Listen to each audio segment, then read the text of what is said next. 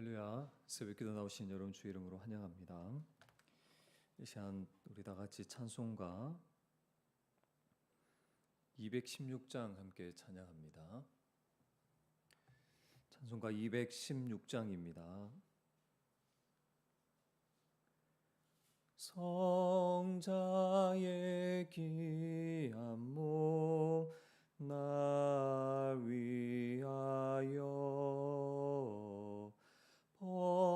버리신 그 사랑 고마워라. 내 머리 숙여서 주님께 비는 말 나무어 주님께 바치리까. 지금도 날 위해 간구하심 이 어떤 믿음이 아옵나니 주님의 참사랑 고맙고 놀라와 찬송과 기도를 쉬지 않네. 주님의 십자가 나도 지고 진실한 믿음과 마음으로 형제의 사랑과 친절한 위로를 네게 나 베풀게 하옵소서. 만 가지 은혜를 받았으니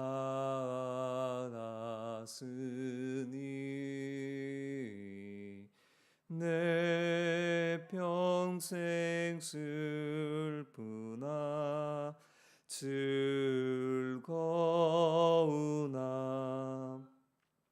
이 몸을 온전히 주님께 바쳐서 주님만 위하여 늘 살겠네.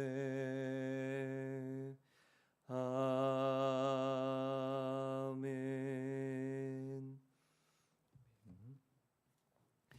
하나님께서 우리에게 주신 말씀은 신약성경 야고보서 3장 1절에서 12절 말씀까지입니다.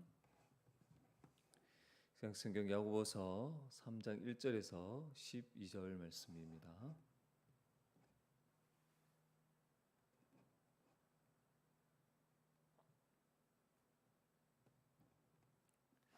네, 형제들아, 너희는 선생된 우리가 더 큰 심판을 받을 줄 알고 선생이 많이 되지 말라. 우리가 다 실수가 많으나 만일 말에 실수가 없는 자라면 곧 온전한 사람이라 능히 온몸도 굴레 씌우리라. 우리가 말들의 입에 재갈을 물리는 것은 우리에게 순종하게 하려고 그 온몸을 제어하는 것이라. 또 배를 보라. 그렇게 크고 강풍에 밀려가는 것들을 지극히 작은 키로서 사공의 뜻대로 운행하나니 이와 같이 혀도 작은 지체로 돼 큰 것을 자랑하도다. 보라, 얼마나 작은 불이 얼마나 많은 나무를 태우는가. 혀는 곧 불이요 불의의 세계라. 혀는 우리 지체 중에서 온몸을 더럽히고 삶의 수레바퀴를 불사르나니 그 사르는 것이 지옥불에서 나느니라. 여러 종류의 짐승과 새와 벌레와 바다의 생물은 다 사람이 길들일 수 있고 길들여 왔거니와 혀는 능히 길들일 사람이 없나니 쉬지 아니하는 악이요 죽이는 독이 가득한 것이라. 이것으로 우리가 주 아버지를 찬송하고 또 이것으로 하나님의 형상대로 지음을 받은 사람을 저주하나니 한 입에서 찬송과 저주가 나오는도다. 내 형제들아, 이것이 마땅하지 아니하니라. 샘이 한 구명으로 어찌 단물과 쓴물을 내겠느냐. 내 형제들아, 어찌 무화과 나무가 감람 열매를 포도나무가 무화과를 맺겠느냐. 이와 같이 짠물이 단물을 내지 못하느니라. 아멘. 할렐루야.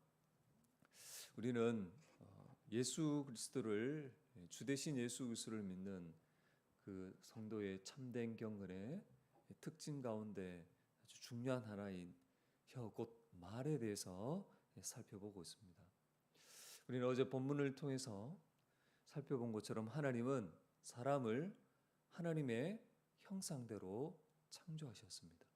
그래서 우리는 믿는 자든 믿지 않는 자든 그 한 사람 한 사람을 하나님의 형상대로 창조된 그러한 자로 귀하게 여기는 것이죠. 특별히 이 교회 안에서 그 형제와 자매를 대할 때에 어떤 경우도 외모로 차별하지 아니하고 그 사람에 대해서 함부로 말하지 않습니다. 또한 나아가서 우리가 만나는 모든 사람에 대해서도 이렇게 대하는 것이죠. 하나님께서 우리를 지으신 목적대로 하나님이 행하신 그 일들을 알리고 찬양할 때에 우리는 온전해집니다. 성도는 악하고 더러운 추한 말을 버리고 서로에게 덕이 되고 은혜를 끼치는 말을 하도록 늘 힘써야 하는 것이죠. 오늘 본문에서 이 저자가 강조하는 말을 통해서 우리 중심 메시지를 정리하고 적용해 보려고 합니다. 먼저 우리가 이미 살펴보았듯이 본문에서는 말, 혀가 계속해서 반복되는 것을 우리는 알 수 있습니다. 2절, 5절, 6절, 8절에서 이 말과 혀가 반복되고 비슷하게 사용이 되고 있는 것을 알 수 있습니다. 그리고 2절에 보면 이제 실수라는 이런 단어들이 또 반복되는 것을 우리가 알 수 있고 또 7절, 8절 말씀에 보면 이 길들이다 이런 표현들이 3번이나 반복되는 것을 우리가 알 수 있습니다. 여러분 우리가 다 말에 실수가 많은 자들인 것을 알고 있습니다. 그래서 이 말에 실수가 없는 사람은 온전한 사람이라고 한 것이죠. 여러분 우리가 무심코 던지는 그 말 한마디가 한 사람을 살리기도 하고 또 실족하여 넘어지게 하는 막강한 힘을 우리는 가지고 있다는 것을 알고 있습니다. 그래서 이 야고보도 짐승이나 또 새나 벌레나 바다의 이런 생물들은 사람이 길들여 왔고 길들일 수 있다고 말합니다. 근데 이 혀는 능히 길들이는 사람이 없다고 했습니다. 그래서 쉬지 아니한다. 끊임없이 이 말을 통해서 그 말을 잘 제어하지 못할 때에 쉽지 않는 거죠. 그래서 이것이 다양한 방식으로 다른 사람에게 해를 끼칠 수가 있는 것입니다. 그래서 쉬지 아니하는 악이고 또 죽이는 독이 가득한 것이라고 말한 것입니다. 여러분 우리가 이 혀를 잘 제어하지 못할 때에 특별히 우리가 방심해서 아무렇지 않게 내뱉는 그 말은 그것이 작은 것이지만 그러나 작은 것으로 끝나지 않을 수 있는 것입니다. 그 결과는 마치 작은 불이 큰 숲 전체를 태우듯이 엄청난 결과를 가져오게 되는 것입니다. 여러분 이것은 본문 대절을 통해서 더 분명히 드러나는 것을 우리가 알 수가 있습니다. 보면 이 혀가 작은 것이라는 것을 이렇게 반복적으로 설명을 하고 있어요. 뭐 비유나 이런 걸 통해서 4절에 보면 작은 키 이렇게, 또 5절에 보면 작은 지체, 또 5절에 보면 작은 불, 반대로 온몸 이런 것이 이제 대조되고 있습니다. 그래서 2절, 3절, 6절에 보면 그 작은 것과 온몸이 이렇게 대조 비교되는 것을 발견합니다. 그리고 9절, 10절에 보면 이 한 입에서 찬송이 나온다. 찬송, 반대로 저주, 이것이 대조되는 것을 발견합니다. 또 11절, 12절 보면 단물, 쓴물, 짠물, 단물 이렇게 대조되는 것을 우리가 알 수 있습니다. 결국 여러분, 이런 대조를 통해서 야고보는 혀는 우리 몸의 이 지체 가운데 아주 작은 부분이지만 이것을 잘 제어하지 못할 때에 이 엄청난 파괴력을 지니고 있음을 우리에게 분명히 하고 있는 것입니다. 그래서 혀를 잘 다스릴 때에 온몸 전체를 제어할 수 있는 어떤 그런 키를 얻게 되는 것과 같다는 것이죠. 마치 달리는 그 말들을 여러분 그 입에 그 작은 재갈을 통해서 그 마부가 자기가 원하는 방향으로 이렇게 이제 여러분 제어하잖아요. 또 바다 위에 그 큰 배를 그 방향을 바람에 의해서 그 떠내려가는 밀려가는 그 방향을 제어하는 것도 작은 키입니다. 작은 키. 그래서 그 작은 키로 그 방향을 여러분 결정하는 것이죠. 여러분 속담 중에도 작은 고추가 맵다는 말이 있듯이 여러분 이 작다고 무시하면 절대 되지 않습니다. 여러분 이 혀는 우리 지체 중에 아주 작은 것이지만 이 혀가 가진 그 힘과 그 파워는 엄청난 것입니다. 그래서 이 야고보는 이 작은 혀가 우리의 온몸을 더럽히고 우리의 삶 전체를 불사르고 파괴한다고 분명히 말씀하고 있는 것입니다. 그럼 잠언 18장 7절에도 보면 미련한 자의 입은 그의 멸망이 되고 그의 입술은 그의 영혼의 그물이 된다고 잠언 기자도 말씀하고 있습니다. 이런 우리가 내뱉는 악한 말은 상대방을 고통스럽게 하고 죽일 수도 있는 것이죠. 뿐만 아니라 여러분 나 자신에게도 여러분 나쁜 영향을 미칩니다. 일시적으로 끝나는 것이 아니라 우리의 삶 전체를 파멸에 이르게 할 수가 있다는 것이죠. 여러분 또 보면 명령형도 우리가 알 수 있습니다. 1절에 보면 우리가 더 큰 심판을 받을 줄 알고 선생이 많이 되지 말라 이렇게 명령하고 있습니다.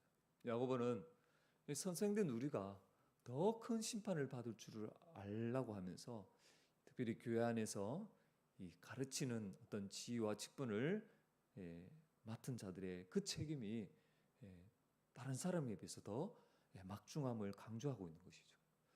그래서 여러분 교회에서 선생된 자가 이 잘못된 진리를 가르칠 때에 이 공동체에 미치는 영향은 실로 엄청난 것입니다.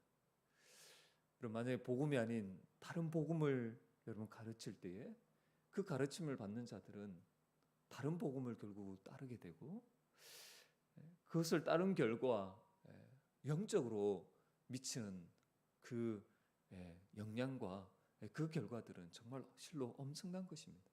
그래서 우리 주변을 보더라도 여러분 이 거짓 선생들의 그 잘못된 가르침으로 인해서 영적으로 파산하고 거기에 자기 인생을 전부를 걸고 잘못된 그런 열심을 내는 자들을 볼 때에 이 명령이 우리에게 더 깊이 와닿는 것이죠. 이렇게 우리는 저자가 강조하는 말을 통해서 중심 메시지를 이렇게 정리해 볼 수 있습니다. 하나님은 성도가 말에 실수하지 않는 온전한 사람이 되기를 원하신다는 것입니다. 야고보 사도가 말한 것처럼 우리는 다 말에 실수가 많은 자입니다. 예수 그리스도를 믿는 성도라 할지라도 때로는 연약하여서 악한 말로 서로 비방하고 판단하며 정죄하고 이 자신의 욕심을 채우기 위해서 이간질을 하기도 합니다. 그 결과 여러분, 교회는 참 아픔을 경험하게 되죠. 그런 말 한마디 때문에 자신의 그 욕심을 채우기 위한 어떤 그런 험담, 비방, 이간질 그런 말 때문에 이 공동체는 서로 분열되고 미움과 원망으로 가득하게 됩니다. 이럴 때 교회는 은혜로부터 멀어지게 되고 하나님께서 우리에게 주신 이 교회를 통해서 누릴 그 복을 누리지 못하게 되는 안타까운 그런 상황에 되는 것입니다. 주 안에 사랑하는 여러분, 성도가 혀를 다스리지 못하고 악한 말을 하는 것은 진리의 말씀으로 온전하게 하신 하나님의 은혜에 정말 어울리지 않는 모습인 것입니다. 여러분, 우리는 어떤 경우에도 이 말을 함부로 하는 것을 작게 여기지 않고 또 특별히 이 실수하지 않도록 우리의 그 말 한마디에 우리와 함께 신앙생활하고 있는 지체들이 걸려 넘어지지 않도록 또 우리와 관계 맺는 사람들이 아픔을 경험하지 않도록 우리는 조심하고 최선을 다해야 합니다. 왜냐하면 이 작은 말 한마디가 공동체 전체를 우리와 관계 맺고 있는 그 관계를 깨트리고 서로 아픔에 이를 수 있도록 하기 때문에 그러합니다. 성도는 이제 옛사람을 따라 악하고 더러운 말을 하지 않을 수 있는 새로운 존재입니다. 여러분, 우리 주변에서도 이렇게 겉으로는 아주 정말 예의 있어 보이고 막 이렇게 막 정말 막 이렇게 품이 있는 듯한데 그 사람 입에서 여러분 막 험한 말이 막 쏟아져 나오면 막 우리 여러분 막 이렇게 우리가 인상을 막 얼굴을 찌푸리잖아요. 이처럼 여러분 성도에게 통달되지 않는 말은 너무나도 여러분 어울리지 않는 것입니다. 주 안에 사랑하는 여러분, 달리는 말들을 작은 이 재갈을 물려서 마부가 통제하듯이 바다 위의 큰 배를 사공이 작은 키로 제어하듯이 성도는 새 마음을 가진 자로서 말을 제어할 수가 있습니다. 하나님이 선하게 지으신 목적대로 이제 하나님께서 행하신 그 일들을 높이고 알리고 또 그 하나님을 찬양하며 이웃을 살리며 미소 짓게 하는 말을 할 수 있는 그런 존재인 것입니다. 그러므로 주 안에 사는 여러분, 우리가 하나님의 은혜로 말미암아 그리스도 안에서 이제 새 마음을 가진 새 언약의 하나님의 백성이라는 분명한 그런 정체성을 가지고 우리가 어떤 존재인지를 다시 한번 상기하며 말에 실수하지 않도록 더욱 힘쓰므로 온전한 하나님의 사람이 될 수 있기를 다시 한번 주의 이름으로 간절히 부탁을 드리겠습니다. 기도하겠습니다.